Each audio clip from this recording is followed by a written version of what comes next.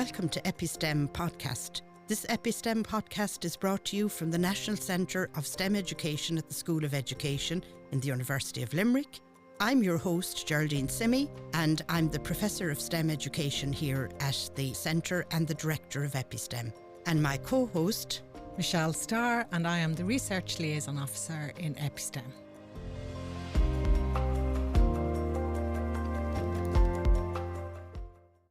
Welcome back, everybody. And today our very, very special guest is Eoin McNamara. And Eoin is here as the Technical Officer and the Outreach Officer from the Department of Chemical Sciences here at the University of Limerick. Eoin, you're very welcome. Welcome, Eoin. Thank you very much for having me. Yeah, lovely. Yeah, it's great to see you. Great to see you. Will you tell us something about yourself before we get into the nuts and bolts? I will, of course. So in my current role, I'm a Technical Officer in the University of Limerick. And I started that role shortly after I was a teaching assistant. So I graduated from the university in 2020 from the Bachelor of Education with Biology and Chemistry. And I went working in schools during that time. And around the time it was when lockdown was kind of ending in bits and pieces. So I've seen the, schools in lockdown and online teaching and then kind of the post fact of that. But work-wise, it was a bit tricky to kind of nail down something I can year imagine. long. It was tricky enough. So I saw an opportunity here when it came to teaching on the lab side of things as a teaching assistant. So I found it was quite interesting, and it was a year-long contract. And I said, look, I'll try it out for a year. And I haven't left since. I've since transitioned Fabulous, into a technical side. Yeah, and we've done a lot. You've been very, you've done work with us, with absolutely. workshops we've run with teachers, and it's great. You're up in the lab with them, so it has been wonderful. And it's great that you did your initial teacher education with the School of Education as well. So you're bringing in, I suppose, not only that love of science and love of the practical work and everything, but you have the human in there as well. That's the it. reflective practitioner and the need for all of that. That's all Exactly. in there in the mix as well with you. So now you're doing, before we get into your research masters, Sure. where did you go to school? And I know you're Limerick. Are you? Or you're I'm Newport? Limerick, born is and it? reared, yeah. So I would be Corbally side of things in terms of Corbally, Limerick. yes. And I went to school originally in Gael's Sarshale as a primary school. And I remember when Gaelclosh had opened up in about 2007 thereabouts, I was maybe the third cohort in. So I went to Gaelclosh Limneed then for my secondary school. Oh, so you're a Gael goer. You're a Gael speaker. Yeah, it's Gael goer. So even sure is few muide leabhar ish agus an seachtain na Gaeilge tá leabhar to win, but I suppose we'll carry on. I suppose it's always interesting. Like when I did science, I did it all through Irish, and it was kind of funny coming into UL that my spelling was atrocious because I hadn't a clue how to actually spell. But a lot of biological terms were quite tricky. A lot more X's and Y's in places that doesn't exist in Irish. Yes. So it was quite fun, and it was a good school.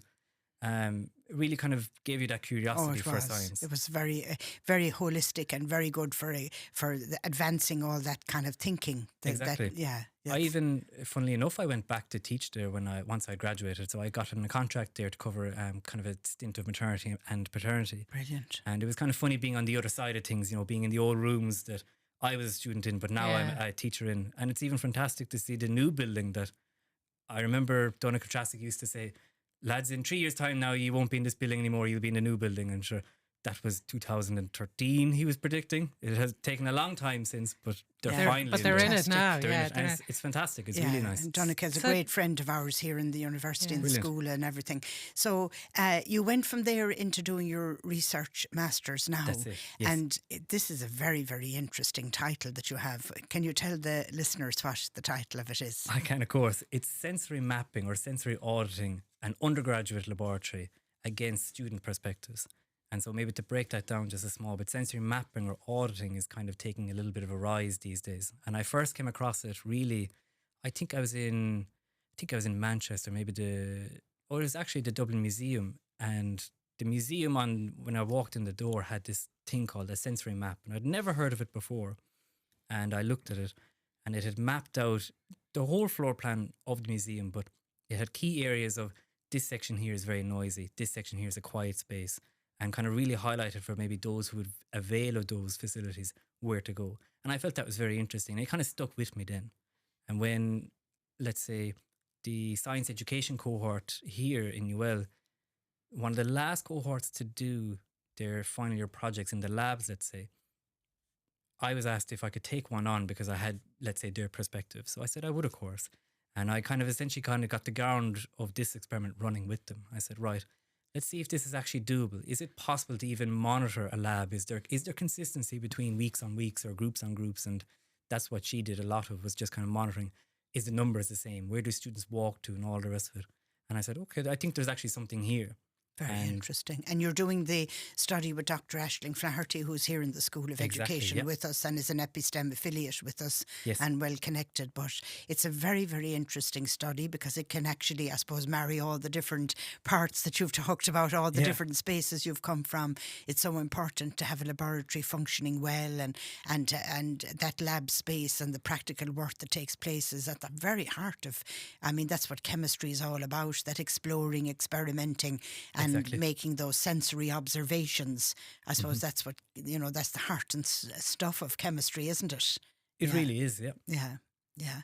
And so you're looking at it from the point of view of, is it ergonomics or is it, interactive museum kind of idea? Is it, where are you, I know you're going to get the students' perceptions and you'll have health and safety, but what are you hoping or what are you seeing coming from the study at the moment?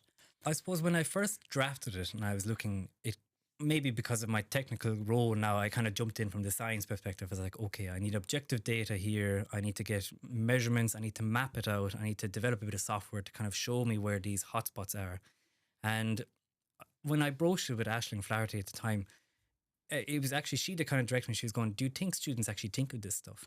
And I sat with that question for a while and I kind of came to the conclusion, maybe that's actually worth exploring just as equally as the objective data side of things. So I sat down and I said, okay, I'd love to kind of explore student perspectives, because oftentimes, and even when I was in secondary school, recently when Gael Closh were getting into a new school and they were looking at the lab design, let's say, of the new building, and it was just kind of a thing of, here's the floor plans, they look lovely and they're all designed for you. There was some small consultations generally on how big do you want the class sizes to be and all the rest of it, but there wasn't much more beyond that as such. And I just found it kind of curious that for someone who's an educator and even from a student, you're going into this space that you're going to be you're with the heart of chemistry. You're moving the body, you're expressing what you understand, and you're seeing chemistry unfold for you. And yet you have no real say over how these labs are kind of going to be designed. And there's a huge disconnect between what we typically call a classroom and a lab. And even labs can take many shapes or forms. A biology lab might have slight tweaks to what a chemistry lab might classify itself as. But where do we get those design principles? Are those design principles rooted in health and safety? Is it more of an engineering and architecture point? And then where does the human element come into it? Where does the actual educational perspectives, where does that philosophy come back into it? That's hugely very, very interesting study. And I mean, I'm kind of thinking Maxine Green here, and I'm thinking of all the educators that actually are really necessary here to bring this to life, and also to give a kick in a way to the old designs that happened in the post-war era, to say that we haven't actually even had the dialogue since then about what kind of school labs we need, as well as even the fact that nowadays, sure, we need green laboratories, we need outdoor facilities, we need to be able to do labs in ordinary classrooms. We need new thinking here. That's it. Well, what I think is great is that, I mean, because your title, I think, doesn't even tell it all, because it goes sensory. When you hear sensory mapping, first of all, you think the first thing is, oh God, it's about the outcomes. But what you're looking at is the experience of the student. As you said, it's about the students within their experience within that lab, which relates back, I suppose, to your visit that time to the museum, or that you spoke about, and it showed the different areas, which is, I suppose, that's at a colder level of telling you the experience. But now you're going to find out, and you're going to talk to the students themselves on the experience and all of that. But do you think that going back, we look at the labs, and I've worked in a lab for a long, long time, for many, many years, when I came out of college, because that was my area of qualification, was in chemistry, and it was in the technical area, and I worked in pharmaceuticals, and then here in the university upstairs in the labs. And we never think of the labs, are always thought of function and safety and health. So what I want to really ask you is, okay, you're working in the labs, and you've beautiful labs, and I know them, they've been done up in the last few years. can you see can you see even now from what you've done within your study, that little changes that can be made when you're having the first years, the second years, the third year students into the lab? Massive. I think as well, when you're looking at perhaps, implementing changes like this, it's often easier to implement the small and easy changes first because, especially for something like UL, where some of those labs are quite large. If you're starting to say, oh, structurally we need to move this around, that's a lot of work. And who does it disrupt, let's say? And how do you measure before and after? Small things, for example, like if you know that you have a student who maybe has sensory processing considerations, or even just the neurotypical, but maybe is kind of adverse to high frequency noises or really hot labs, let's say, you can kind of go back to, let's say, the building administrators or into the electronics and just go, well, look, can we make sure that thermostat is working correctly, that airflow is working correctly? This lab, for example, if it's an organic lab, it's going to be quite fragrant. Yeah. Is the airflow adequate? It might just be on the normal, like average setting. And in that case, it probably is below what you would need because that smell or that aroma will leak out. Yeah. When it comes to just even students coming in first year, it's a huge jump to go from their secondary school laboratory, which probably holds 30 max, into a room that holds 110. Yeah. And even if they progress from that room, if they survive the trial by fire, they're happy enough in that lab, or they've endured it, let's say, and then they go into, let's say, a chemical engineering lab. Now you have a lot more equipment that's always on, and they're heavy enough machinery down there. It's rotary engines, it's pistons, all the rest of it, it's pumps and valves. That's a whole different environment, and it's kind of forgetting that idea of this human has to come along and learn about their subject, and we do that in an environment. Wow. And see, this is exactly what Geraldine had said, what you're talking about there. And it's talking about the physical, of the lab and the sensory then as well. But it's that Maxine Green, that philosophical lens that is within your study, and it's all about care and the relational, taking into account the students, which is quite unique for a STEM education, study. Yeah.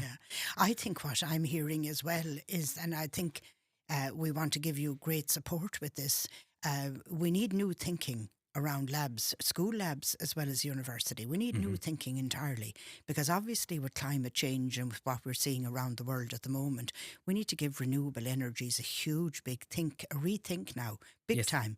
So we need green labs, and we need new ways of doing laboratories, and we need investment in that. But investment doesn't just mean give somebody one or two or three different road plans and then let them off. The real secret is dialogue. And Freire and Maxine Green and all the great educators, as you know from your education here with us, and reflexivity and reflection, they all talked about education was all about dialogue. And that's what you're actually, that's huge in your study, if you can bring out that piece, because then once you have the dialogue and you're able to engage, you can invest in, and then you don't have just standardized boxes going around the place as labs, and you've actually can think as well as that you're actually breaking the dualism, the old dualism that is going in positivism. Absolutely, that dualism, the mind body split that has been understood, instead of it being holistic mind body spirit, it has been split.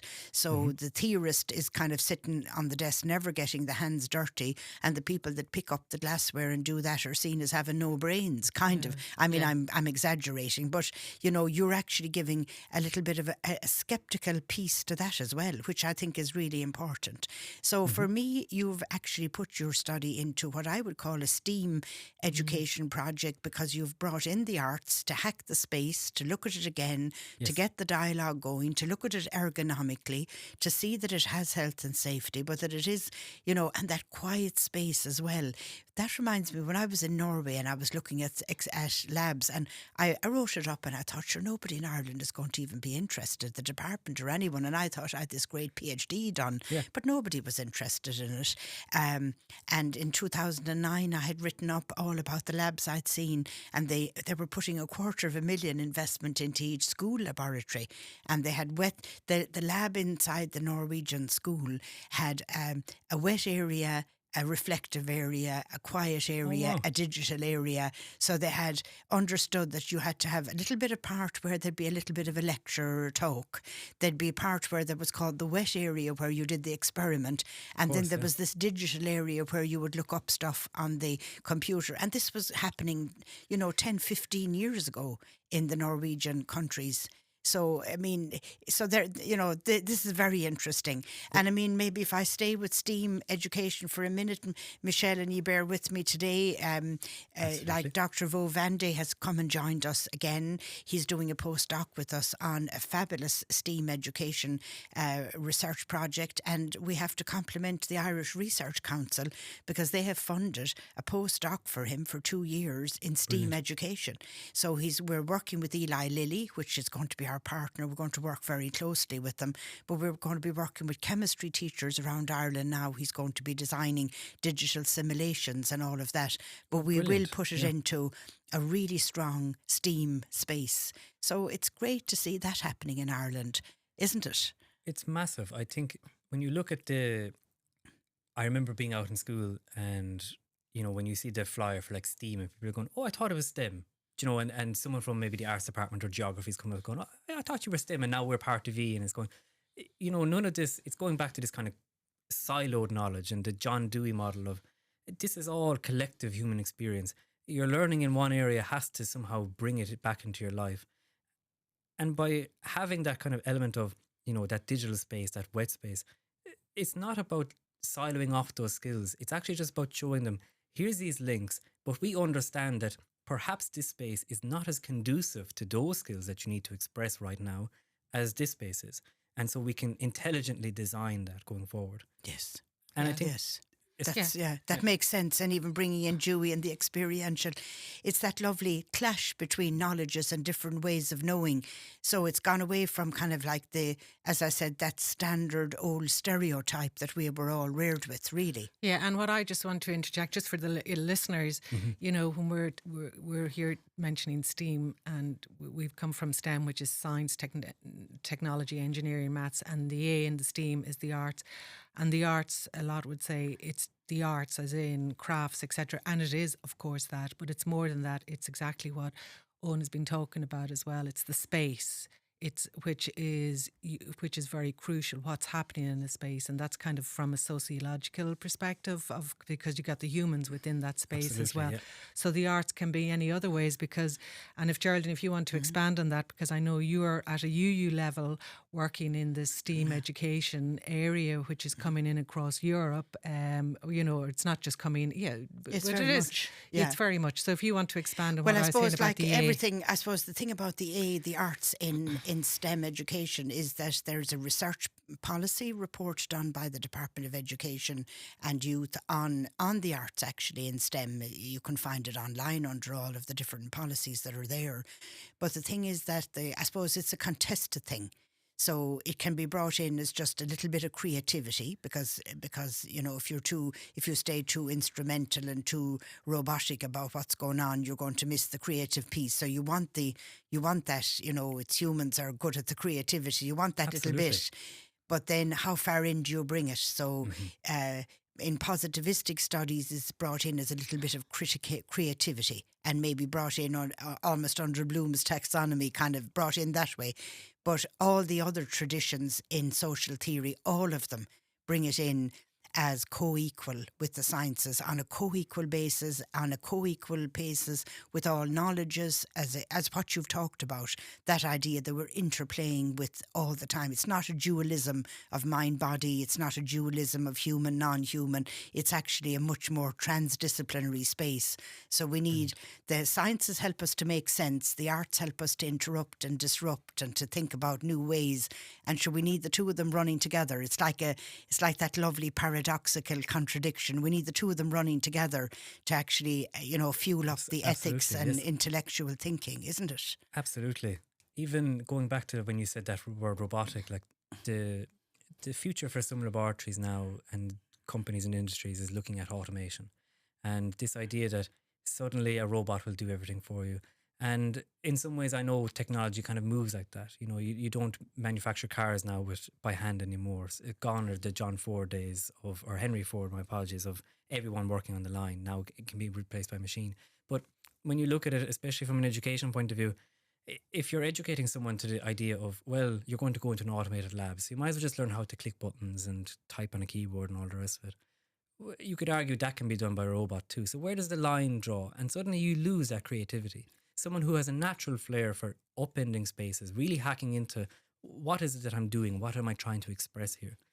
What natural phenomenon that I want to explore? Because we have invented computers, and computers can point us into these directions over robots, but losing those spaces would be huge, especially from a STEAM aspect. And it's about marrying that STEM and arts together. Because if you look at it just from STEM, efficiency takes over. Yeah. How do you do this the best? How do you get the best yields? Yeah. And that's not what you want necessarily all the time. And what you'll also miss is the creativity of what we don't know in the future. Exactly. You know, because that's where humans come in. They can create things that are, you know, into the future. Yes. But just bringing it back down as well, just continuing on the STEAM, is that we have 3 PhD students in EpiSTEM, and they're doing STEAM education, which they are really ahead of the game in this. You know, I think Great. they're at the fore, and we have them presenting at the ESAI conference coming up in Galway in May.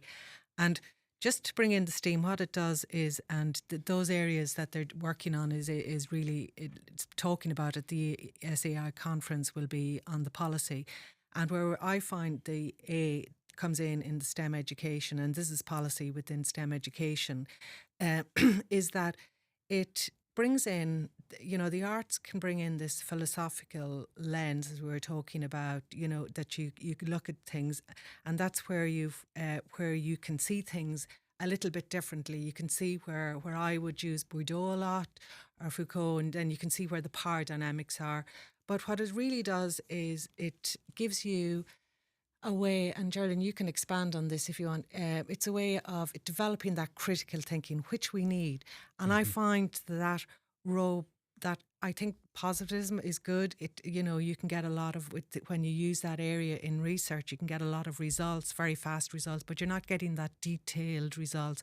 It's good as an aid, but you're not delving into that critical thinking and kind of shaking the tree and seeing what's going on underneath, looking at the historical context, seeing the culture that's going on, etc., etc. So I think that's where the A is very important. Yeah, I mean, it can be difficult in kind of, I suppose, the backgrounds and where we're trying to get the students to actually think about this, because you know, our system is very much used to the right answer. Give me the question and what's the right answer and what will the teacher need, and I'll give them that.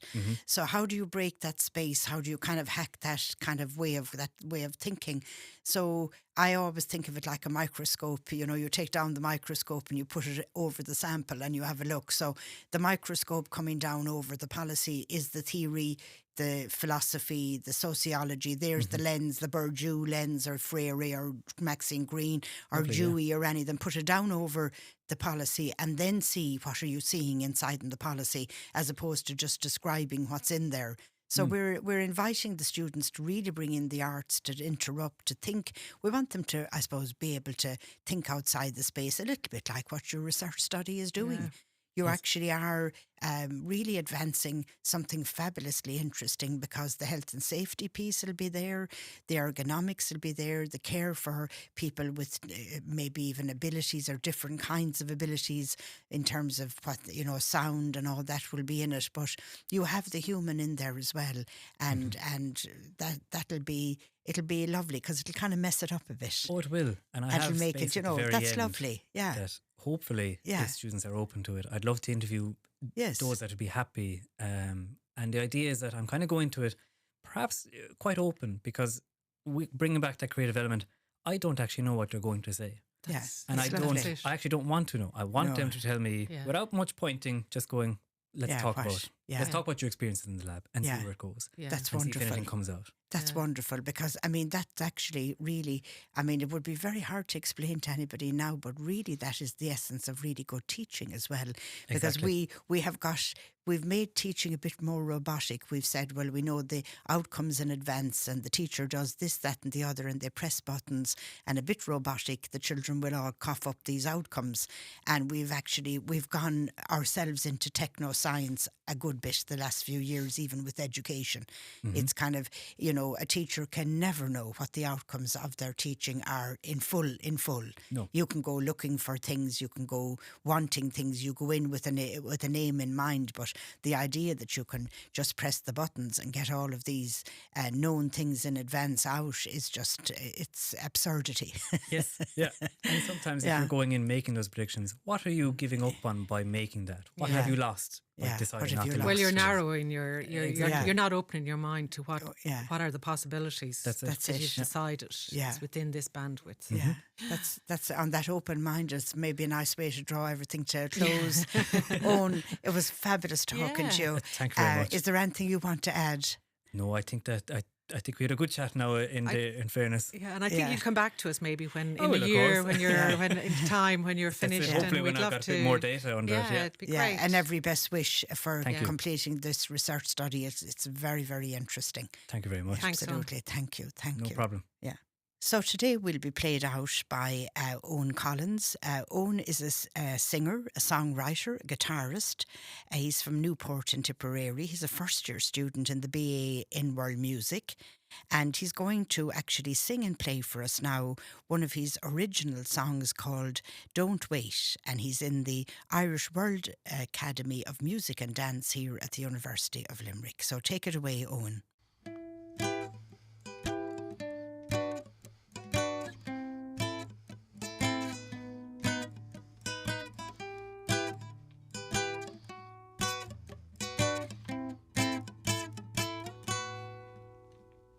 Gotta be smart, gotta be clever, you gotta be smooth, move like a feather, you gotta be true, gotta know the tricks, some snakes out here, gotta watch for the switch, don't wait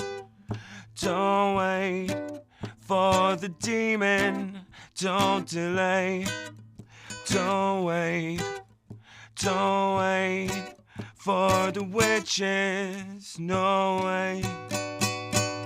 Slick moves, dirty tricks, keep your mind sharp, don't slip. Quick moves, flirty tricks, keep your mind sharp, don't slip, don't trip. No, they will disguise, they twist and they bend, they try to lift you up and tear you down again. Let you out, let you in, disappear like a whispering wind. In your demise, they will take pleasure. Your broken heart is the finest treasure. Flames from an ally burned by their lies. Watch with the wide eye who's on your side. In this broken room, in the shadows they loom. Stand strong and tall while they sing for your doom. Strike down your enemies, sing for your peace. Protect your energy, rise like the sea. Cause you gotta be smart, gotta be clever, you gotta be smooth, move like a feather, you gotta be true, gotta know the tricks, some snakes out here, gotta watch for the switch, don't wait for the demon, don't delay, don't wait for them witches, no way. Slick moves, dirty tricks, keep your mind sharp, don't slip. Quick moves, flirty tricks, keep your mind sharp, don't slip, don't trip, no.